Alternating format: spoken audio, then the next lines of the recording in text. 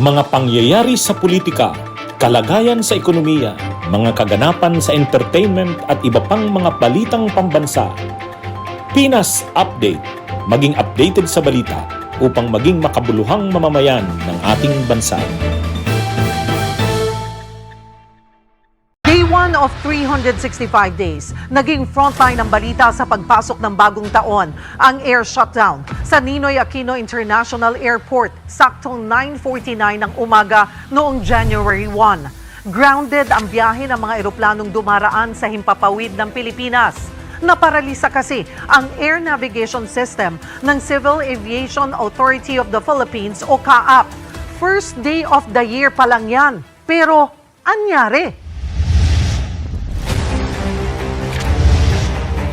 1 hour before, sasabihin nyo cancel ang flight? Hindi po pwede. Sobrang nakaka-stress po talaga tong araw na to. Ang dapat sanang masayang pagdiriwang ng bagong taon, nauwi sa sakit ng ulo at aberya. Pati mga senador na nag-imbestiga tungkol dito, abay, na-stress din. Which is something we're not proud of. Are you incompetent? I apologize. Severe power outage o pagkawala ng kuryente sa Air Traffic Management Center ng CAAP ang natuklasang dahilan kung bakit bumigay ang pasilidad nito. Bumigay din daw ang backup na power supply na pwede sanang gamitin sa mga ganitong aberya. 3 linggo matapos ang major shutdown, muling itinigil ang mga biyahe sa NAIA noong January 22 para simulang kumpunihin ang mga sirang gamit ng ating pambansang paliparan. Sana nga ito na ang huli at hindi na mangyari muli ngayong 2024.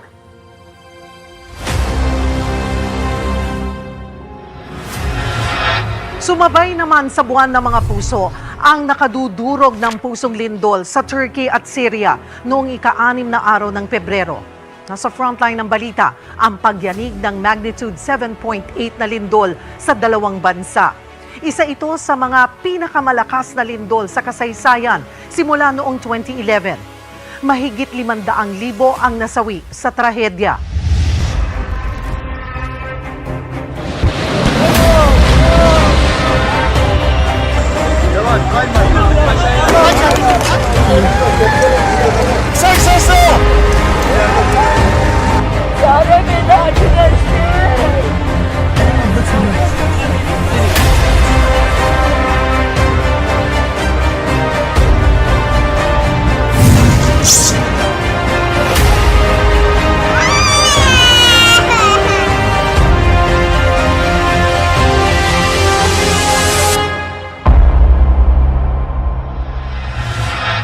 Sa kasamaang palad, nakumpirmang 2 Pilipino ang kasama sa mga nasawi.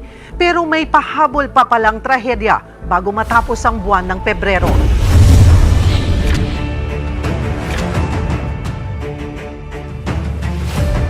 February 28 naman, lumubog ang MT Princess Empress sa Nawan Oriental, Mindoro.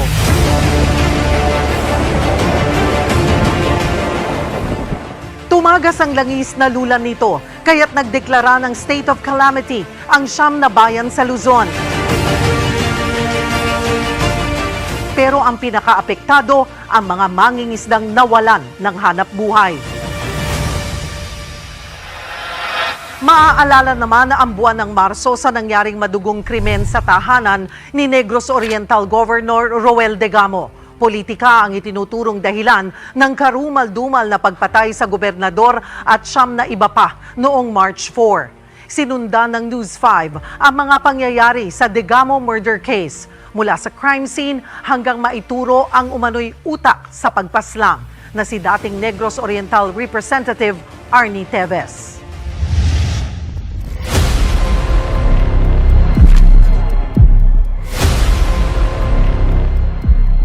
We're being considered as masterminds. Right now, the way it's progressing, that's the direction we're heading to. 11 suspect ang inaresto o kusang sumuko kaugnay ng Degamo murder case. Mga military personnel ang 6 sa kanila. Noong March 9, kumanta ang isang suspect sa krimen. Itinuro nilang utak ng massacre. Si Kong daw, sir. Sinong Kong? Thank you, sir. Lumutang ang pangalan ni Nooy Negros Oriental Representative Arnie Tevez bilang mastermind sa krimen na nagkataong nasa abroad noon. Hinikayat siyang makipagtulungan sa investigasyon ng mga mambabatas pero tumanggi siyang bumalik sa Pilipinas dahil sa banta raw sa kanyang buhay.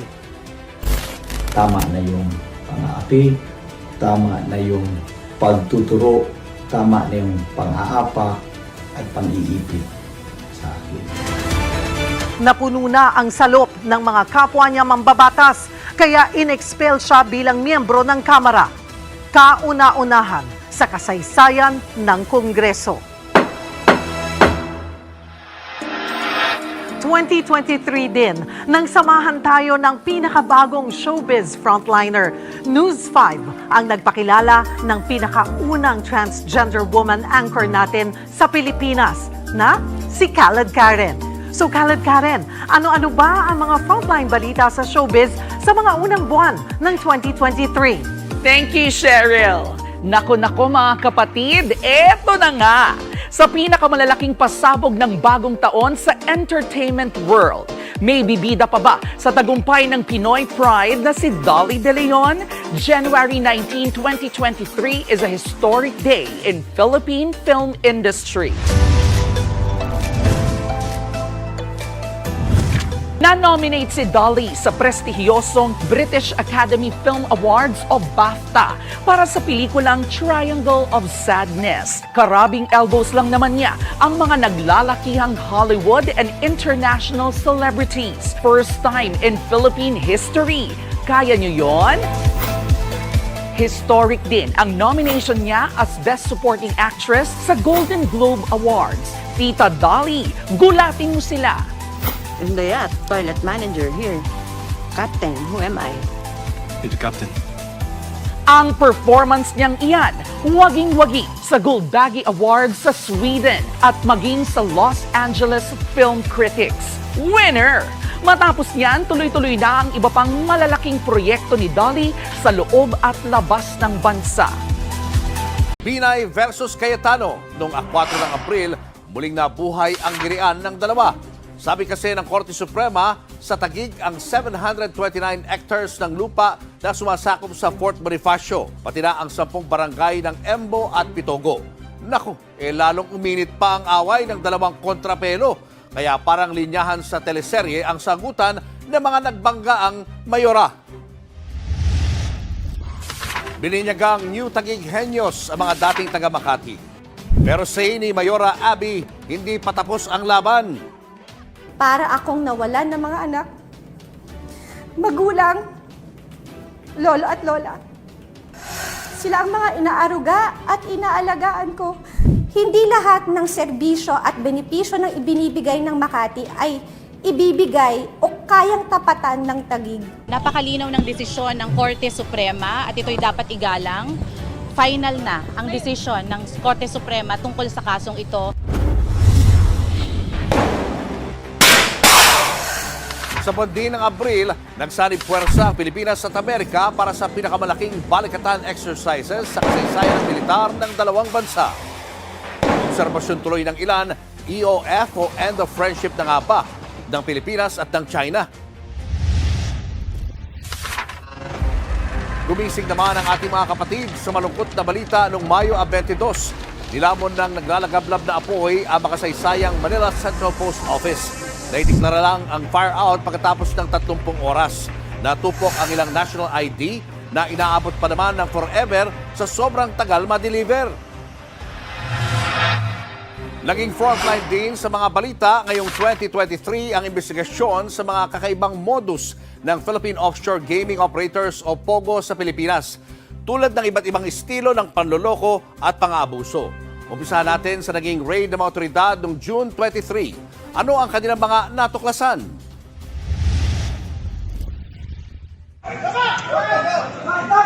All Chinese. Nahuli sa magkakasunod na operasyon ng mga otoridad ng mga dayuhang convicted criminals. Pogo hub na naging kanlungan ng mga puganting dayuhan. Booking din ang mga nagkukubling pogo na sangkot pala sa prostitusyon. Libo-libong SIM cards din ang na-recover ng hinihinalang ginagamit sa scam. Naku po! Nasa mahigit 138,000 na dayuhan ang mga nagtatrabaho sa Pogo Centers at karamihan sa kanila ay mga Chinese. 17% lang ang mga Pilipinong empleyado. Matagal nang umaani ng negatibong balita ang Pogo sa Pilipinas. Umabot pa nga sa ngit-ngit na mga senador ang reklamo sa mga ito at nais na silang sipain palabas ng bansa. Bago tayo mag-goodbye sa 2023, balikan muna natin ang mga naging trending sa showbiz and sports kasama sina Kalad Karen at Tito Mikey Reyes. Thank you, Julius. Pero bago ang lahat, Mikey, may tanong muna ako sa'yo. Swiftie ka rin ba? Hindi masyado, pero alam mo kung sino talaga ang problema? It's me. I'm the problem, it's me. Swiftie tayo, syempre. Alam niyo po ba mga kapatid, si Taylor Swift ang global trending performer of 2023. At syempre kaming Swifties, katulad ni Mikey, all support kami dyan. Pero sad ako, Mikey. Bakit? Paano ba naman kasi hindi po kasama ang Pilipinas sa highly anticipated The Eras Tour na inanunsyo niya noong June 2? Ang daming nalungkot ko. Sad. At ang daming lumipad para manood sa ibang bansa. Correct. Pero yung iba po, nag-enjoy na lang sa performance ng drag artist na si Taylor Swift. Happy rin ang Pilipinas sa waging performance ng Golden Boys Athletics na si Ernest John o EJ Obiena.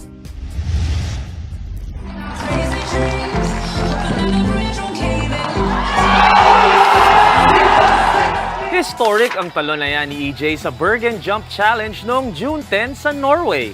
Dahil nakasama siya sa 6-meter club ng mga tinitingalang pole vaulter sa buong mundo. Bonus pa dahil world's number 2 na rin si EJ sa pole vaulting. Siya rin ang record holder ng pole vault sa buong Asia matapos niyang ma-break ang Asian record sa Huangzhou, China. I'm very excited on the things that I could achieve because realizing that, we're still not peaking, we're still at this certain stage, I was able to do and jump 6 meters. That means there's more in the tank. Deserve mo yan, EJ. Oh, wait lang, Kala. Dahil sumikat to this year. Marunong ka ba nito? Ay. Oh, may baon ako lagi nito. Akala mo ikaw lang. Ako May baon din. tayo pero pare tayo hindi marunong eh. Marunong ako, oh. Well, mga kapatid, ito ang naging ingay ng bayan, ang pambansang libangan ng maibalita natin dito sa News 5. Noong June 19, ang contest ng mga lato-lato players sa Quezon City. Pero sa halip na maging masayang laro,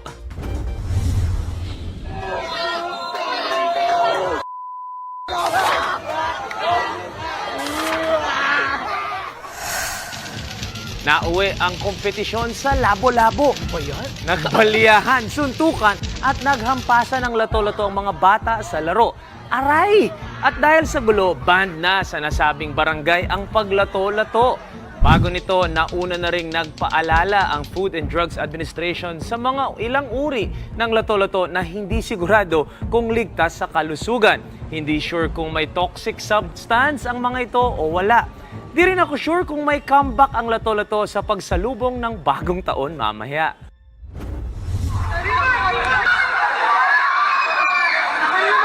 Rambulan din ang naganap noong June 28 sa labas ng isang bar sa Makati City.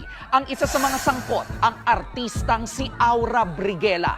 Viral ang nakunang video ng insidente. Masyadong agresibo. Siya masyadong kung ano-anong pinagsasalita. Kaya maximum tolerance pa rin yung ginawa ng ating kapulisan. Hindi siya pinapansin, basta pinapasipay lang. To the extent na sumusobra na, so doon na, inaresto ng ating kapulisan. Kasunod ng nangyaring gulong yan, inaresto si Aura at sinampahan ng patong-patong na kaso. Nakalaya rin naman kalaunan si Aura sa pagpapiyansa ng 6,000 piso. Maaalala ang kalagitnaan ng taon sa kontrobersyal na batas na matagal pinagdebatihan dahil pera ng bayan ang nakataya. Frontline ng mga balita sa kalahati ng taon ang Maharlika Investment Bill. May mga tutol dito dahil baka raw lalo tayong malubog sa utang at magamit sa maling paraan ang pera ng bayan. Pero dahil certified as urgent ni Pangulong Bongbong Marcos Jr. ang panukala, mabilis itong naaprubahan, naratipikahan at nalagdaan. Naging ganap na batas noong July 18 ang Republic Act 11954 o ang Maharlika Investment Law.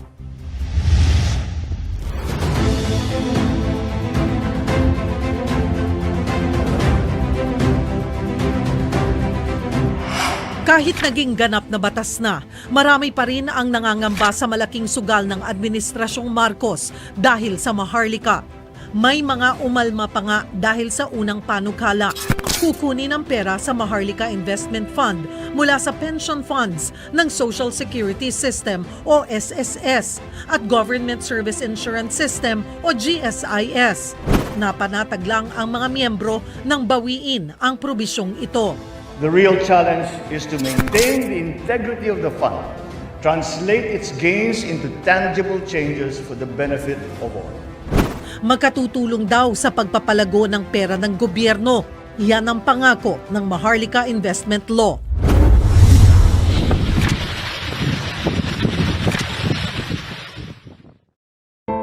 A 27 ng Hulyo, malagim na trahedya sa Laguna de Bay ang kumitil sa buhay ng 20 pasahero. Tumaob ang passenger ferry na may lulang 70 pasahero na para lamang sana sa 40. Yung mga pasahero, wala man lang suot na life jacket! Na dapat sana, kahit pa paano, sana buhay po yung kapatid ko!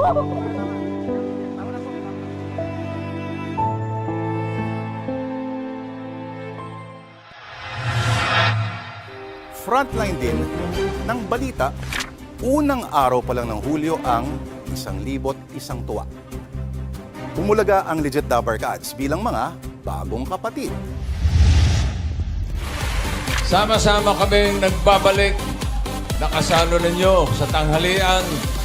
Welcome sa bagong tahanan ng mga Legit Dabarkads, TV5! Matapos ang mala teleseryeng pagkalas ng TVJ sa Tape Incorporated, napatunayan pa rin na sila ang mga hari ng noontime show sa Pilipinas.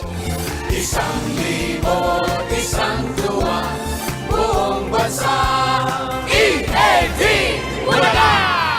Dahil at home, number 1 pa rin ang Legit Dabarkads sa Kapatid Network.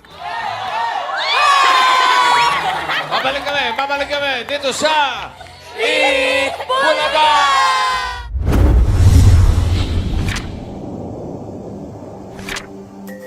Naging abala naman ang Department of Tourism o DOT sa bago nilang tourism slogan na Love the Philippines nang ipakilala yan noong June 27.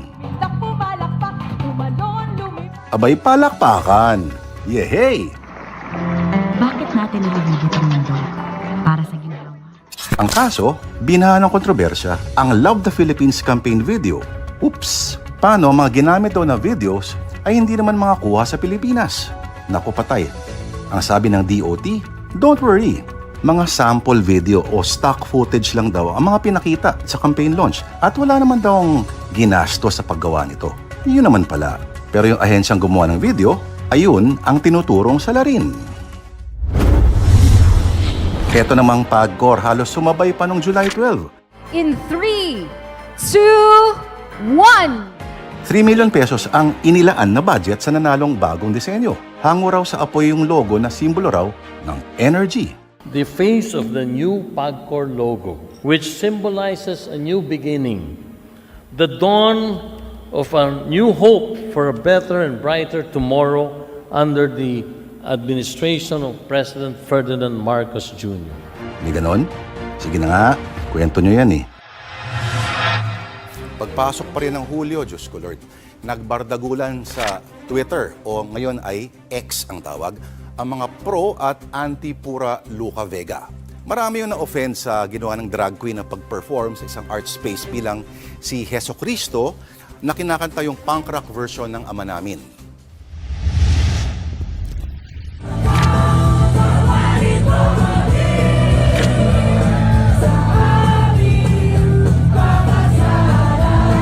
Sorry, not sorry. Kaya sinampahan ng kaso si Pura Luca Vega na kunan nga na inaaresto habang nakapambahay lang.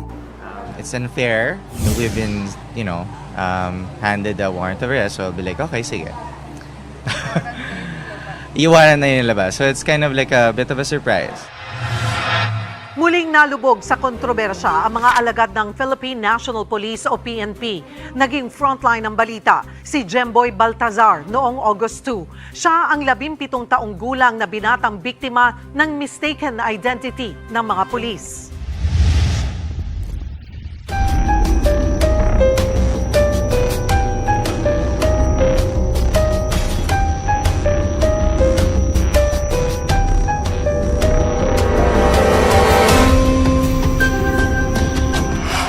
Nakapanlulumo ang tagpong ito habang kalong-kalong ng kanyang ama ang bangkay ng 17 anyos na si Jemboy Baltazar.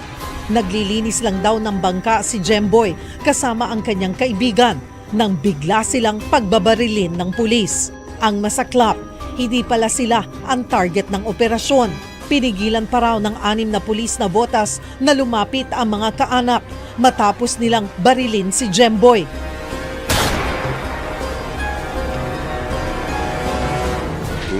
Napagkamalan nga ako na nandun yung nila, target nila. Sabi ko nga dapat tinawag nyo lang hindi kayo nag-warning shot. Warning shot tama sa ulo.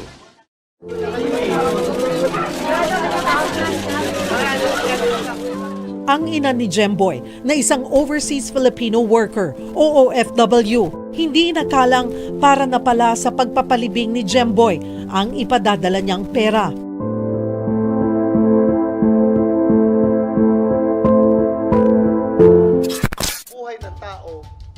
Si Senator Ronald Bato de la Rosa na dating hepe ng PNP ang gumisa sa mga kabaro niyang pulis sa pagdinig ng Senado sa kaso. Itong mga buhay na bumaril, hindi nyo pinaparapentes. Ganun na kainutil ang commander ngayon ng pulis.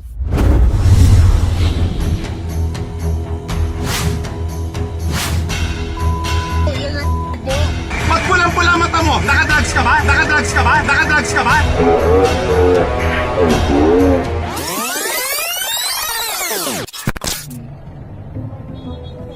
Taon din ng 2023 ng mga nagmamala action star na nag-viral sa kalsada. Mga drivers na caught on camera ang mga illegal na pasiklab.